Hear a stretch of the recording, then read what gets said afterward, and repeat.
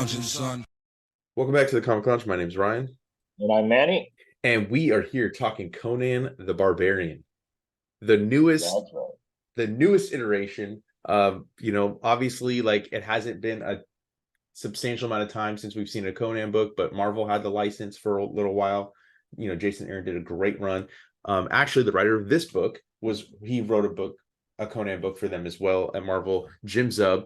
But now Titan Comics has the property, and I gotta say, I'm very happy that they have it because they can go a little bit further than Marvel could go in terms of the content. I mean, this even has a suggestion for mature readers on here. Very stoked. I almost missed out on this. I almost forgot to add this to the poll, but I got it in time, and I was able to tell Manny to go get a copy himself. And we had to throw it under the microscope. I know Manny's probably a bigger Conan fan than I am, but I'm still a huge fan of the character. I mean, going back to like the Arnold movies, the 80s. That's what did it for me too as a kid. I was an Arnold fan, and then I watched Conan, and then I became a Conan fan, and then Conan is one of those things again that's just been omnipresent in my life. As a genre fan, and it's hard not to discover it, and once you discover it, it's hard not to fall in love with the character. Oh, for sure, dude. And it's not like I like gratuitous violence, but I like this like era of humanity. It's fun, man. Because it's like kind of like a version of like the wild west, right? Like where like there's a lawlessness to the city. Like it's not like, I guess that's probably why I like westerns too, because like it's you're not seeing like a big city and stuff, like it can be just one guy going across the land on an adventure. It's a great, like these kind of like situations are great for stories, because like they really sort of open up like what kind of stories you can tell, and especially when you've created a world as rich as Robert E. Howard did for Conan. I mean, like they have so much to work with in the books, and it seems to me like again, not a diss on anything that Marvel did, but I don't think Marvel over the years really took advantage of the vast history that Robert E. Howard created for the character. I mean, like there's literally like thousands of years of history for Conan's world that are out there in those books, and like there's so much that can be done with a character, and like you can put so much gravity into it. And I feel like this is what's going to happen with this book. I mean, I feel it right from the first issue. Yeah, and I think that Jason Aaron did a great job, but I feel like he could have probably gone farther if allowed to. You know what I mean? Like you look at his Marvel other was limited, like you said, by being so mainstream and trying to have a comic that's going to be appropriate for more people. I think with this company, like they're targeting. I mean, anyone can enjoy this book, obviously, but I think they really are going hard for people that love Conan. From the way it's put together, like you've got actual like text from like some of Robert E. Howard's like books on the beginning. Like they're going hard. Yeah. So I love the Dan Panosian cover. First of all, I gotta give a shout out to that awesome cover, and then like that yellow in the background really makes Conan pop. Oh yeah, for sure. Well, you and I were talking about this before we recorded, but they're doing a remastered collection of the Marvel stuff. Marvel did this a couple years ago, so it's not like it's been out of print or was out of print for very long. Like you can probably still get the Marvel versions, but I'm excited to see what they do because they're trying to make it look as close to the original as possible. Rob De La Torre's art also very John Buscema to me. Dude, you took the words out of my mouth. I was literally gonna say the same thing, and like I'm a huge John Buscema fan and Sal Buscema. They're two of my favorite artists, I love this kind of stuff too. Real quick before we get into the story, I just want to mention that, and then we'll continue. But like these maps, it's not a fantasy story unless you have a fucking map in it. You know what I mean? Like that to me is a tried and true trope that should be in everything. But yeah, dude, I'm gonna point it out. Like this is in the way that we talked about Fire and Ice in another book and how like they were really invoking the Frazetta. They're really invoking the Buscema in here, like you said. I mean, from the very beginning, a little desaturation, and you could tell someone that this was a Conan book from the 70s, and they'd fucking believe it. I was completely blown away. I think I told you this when did we talk about the free comic book day one? Were you able to grab? We did, yeah. That was one of my favorites. I think. Yeah, to me it was like I don't read stuff from Titan Comics. Like I've gotten like their Star Wars magazines before. I've probably seen some of their other magazines, but like comic books, I usually don't grab their stuff. Maybe just because not that interests me, but like getting Conan is like a huge boon for them. And I think that for them to come out swinging like this is a fucking awesome looking book. Excuse my language. You know what I mean? Like I'm not trying to. I'll try Yeah. not to cuss too much, but I just think it's phenomenal, and it is. It really does feel like this could fit in so seamlessly with the original Conan run. I mean, right down to like the way that the pages are composed, the Yes, writing also. Like Jim Zub's doing a great job of like invoking that Robert E. Howard like operatic sort of like way the characters talk. you know what I like here too is this looks like Marvel kind of. You even got Grim Jim Zub I wanted to ravaging. point that out. Yeah, yeah. Like it's they're really sort of making it feel like a Bronze Age book, man, They're which is trying to, smart. yeah. I love too, like that we're seeing this is a younger Conan too. We're not seeing Yes, like end of days, you know what I mean? Like, and I love, dude, who doesn't love a good bar scene too? Like, dude, I love tavern scenes. You know what I mean? yeah, Like I've written a couple of stories set in taverns. Like yeah. there's just something about that atmosphere that's great. And again, having Conan in a tavern it's a great way to get to know the character because it's in all the classic stories. Like I love yeah, this too. Like he takes down the guy, right? And he's like, looks, and then this other dude's like, looks so got a leader, and he's like, no chance. He's like, I'm done following orders, and I have even less desire to give them. He's like, yeah, I I'll love take that my moment latest too. share and be on my way. Zub clearly also loves the character of Conan, and he really captures the character. Like he makes him likable, but Conan's also a brute and a fighter and a brawler, and and all these things, and like that's not lost here. Like it is a little less tame than the Marvel stuff right off the bat, like you mentioned, which I think is smart for this. Yeah, and by the way, the coloring, José Villarrubia is one of the Dude, best colorists in comics. I mean, he's recolored some of the classics, and he did it with the Len Wein and Bernie Wrightson Swamp Thing for the Absolute Edition. Now, I haven't read through it all. I flipped through it.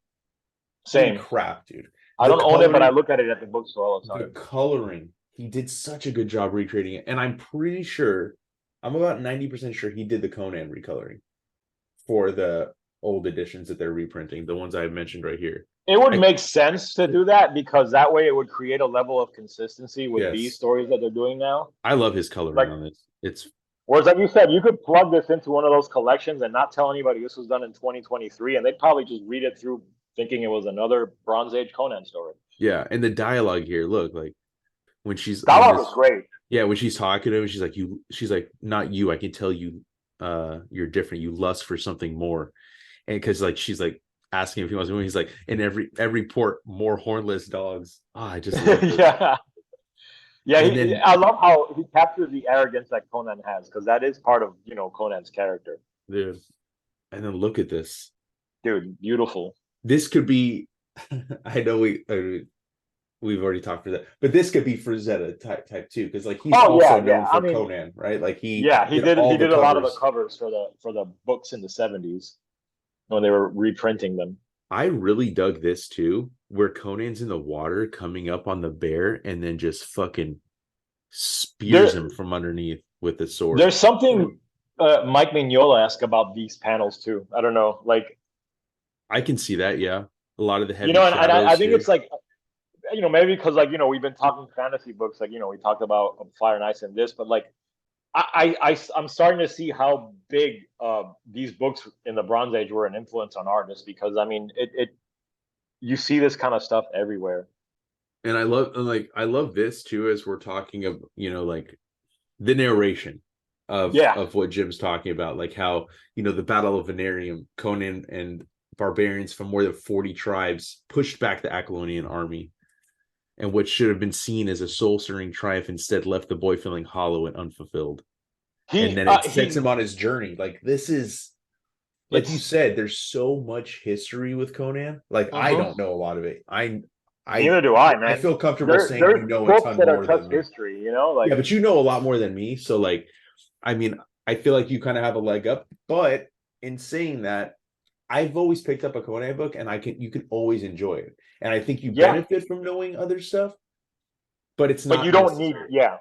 And Conan's one of those characters that it's again permeated the pop culture so much that it's easy to fall into it. And I wanted to mention real quick about the way that Jim Zub is writing. He's really capturing the voice of Robert E. Howard, because Conan books, like especially like all the books from that period, all the Pulp Fiction from that period was like verbose in a way that I really love. You know what I mean? Like a lot of like great adjectives and all these things. And Zub is really focusing on trying to write in a voice that matches that, and I think it's fucking great. I totally agree, dude. I think that I mean, we said it with Fire and Ice too, like having a gravitas when you're writing this kind of stuff, having like a certain level of like literary, Look at urgency in the way their dialogue is being, yes. Like I love this too when she come, now we get back to the tavern and she's like, such a sullen look on that fine face of yours. I'm certain I could make you smile, my friend. And he's like, I'm sure you could. Let's have a few drinks and see what happens. And then as he's like talking, then you get boom through the door, dude, and then just sets you on this next fucking adventure. I mean, just like the layouts, like it just fucking like it's so good, dude. man. Yeah, it is. It is 100%. Like they're looking at the Bronze Age books, and like they're not copying them, but they're being very evocative of them. And it's funny because we see so much like 90s stuff being evoked now, like so many people wanting to do homages of, I don't want to say homages, but like love letters to 90s stuff, right? Like we're seeing it with like Wildcats at DC. We're seeing it with Local Man at Image Comics.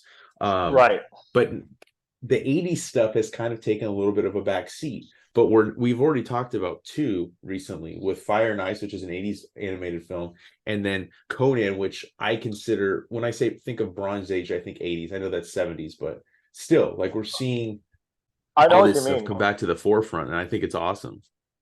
And like you want a Conan book on the stands. I mean, like it's part of comics history, man. It's a yes. For a long time, it was Marvel's most successful title. You can look that up, but there was a period where Conan was probably one of their best-selling titles.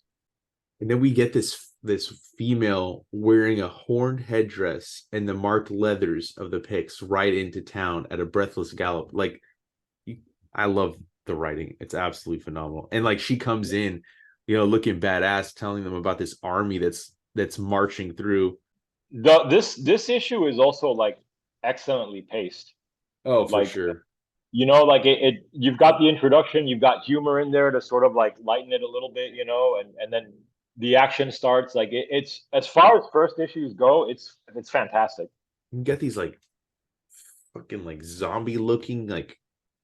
Oh, dude, I was all on board when I saw that. I was like, Conan fighting the undead, man. I mean, like that's just something you want to see. Like I love you mentioned the coloring earlier, man. Like these pages are like, I know, with this like pink sky. That sky, like that magenta pink sky, beautiful, man. It pops. I just love when we get to see like the supernatural kind of like permeate into this world, which is it's always been a part of Conan, but I like it when we get to see more of that stuff. And then you see her with her mask off here, and you don't normally see that too. Like for the most part, yes, there's strong women set in this period, but it's usually like, especially in the barbarian era, it's usually like a man, but like this woman is commanding these people and getting them to rally. And I love when we see stuff like this too. Like, dude, that's probably this page you're on is probably one of my favorites in the book. Like, to me, that's the Buscema all the way. You know what I mean? Like, you can follow the movement of that fight so clearly. Like your eyes just, I mean, it's perfect. And like those sets of three images, that like there's no panel there. You know what I mean? Like it's just in the white space. And it's a brilliant use. Like if you notice, like, it's really one of the only few places where they drop the background. I like when you see that, like. I do too. I mean, it allows the figures to really stand out, and you see like the great anatomy that's being drawn here, the great like movement. Well, that probably, and then these two pages to me were the highlights, and that's saying a lot because the whole book is fucking beautiful. Yeah, and look, as they take him down, like Conan's with her telling him to take cover to hold them off. It's like, it won't be enough. The hellish army has carved its way across the country. All we can do is flee and warn others. And he's like, we'll see about that. Boom, just throws the fucking. Again, it's the cockiness. You want that from Conan, like he's he's someone who's a badass and knows he is, and he's fearless. So he'll go up against an undead army. He's not worried about it. And then you get you get these scenes where she explains to him about like how she's been following these people, and they introduce where they're each and from. So like you get this quiet moment where you sort of get to know Conan a little bit if you don't know anything about him, and you get to know her as well, which is good. Again, you got that pacing. Like you got introduction, action, and you get a little lull so you can get the characters understood a little bit better. It really good writing on Jim Zub's part. For sure. You get this at the end as she tells them that they're already in Samaria. Yeah, this is And again, awesome. that last page could also be a painting too, man. Like Oh yeah. great stuff, man. I'm so excited for this book. Like I'm glad that like you said, as much as I love seeing Conan and like Savage Avengers, which was one of my favorite titles last year, and all that fun stuff, like it's kind of nice to see him being brought back to like the Bronze Age roots, which Agreed. is really when as popular as the books were, I think Conan really peaked because of those comics. So it's kind of like cool to see them being represented in that way again, which is, I think, very appropriate for the character. Yes. Bunch of dope covers as well. Got some awesome Yeah, quotes on the back. But yeah, go pick up Conan. You will not be disappointed. If you've never read a Conan yeah. book before, fix it with this. Great jumping on point. Make sure you follow us on social media. Our links are down below. Hit the subscribe button so you're notified every time a new video drops. And on that note, we're out. We'll see you next time, guys.